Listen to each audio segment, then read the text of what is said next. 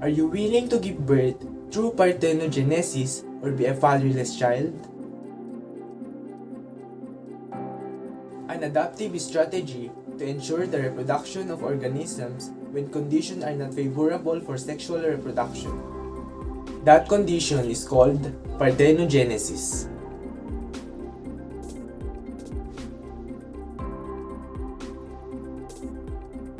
Should they be prevented from trying the process with human eggs?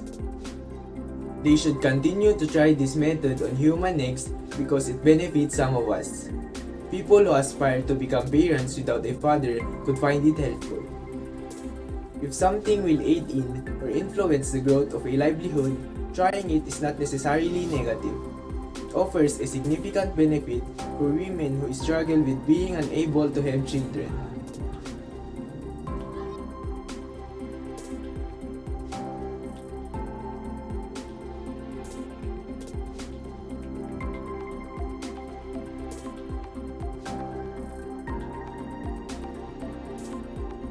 Female offspring, which has a definitive advantage over other forms of reproduction. Female offspring are able to contribute directly to the population of a species as they are the sex that is able to bear and produce the next generation.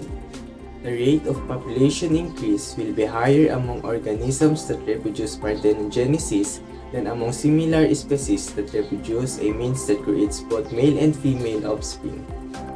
If the goal of reproduction is to create as many offspring as possible in the shortest time, parthenogenesis offers a distinct advantage. Sexual reproduction can be advantageous to organisms that must remain in a particular environment and in place where mates are scarce.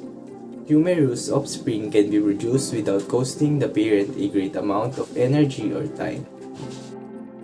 Parthenogenesis can be disadvantageous because it limits the genetic diversity that comes from repeatedly combining genetic material. This variation strengthens a species in the long term and allows for the sexual selection of individual traits. A disadvantage of this type of reproduction is the lack of genetic variation. There is no movement of genes from one population to another. Since environments are unstable, populations that are genetically variable are able to adapt changing conditions better than those lack genetic variation.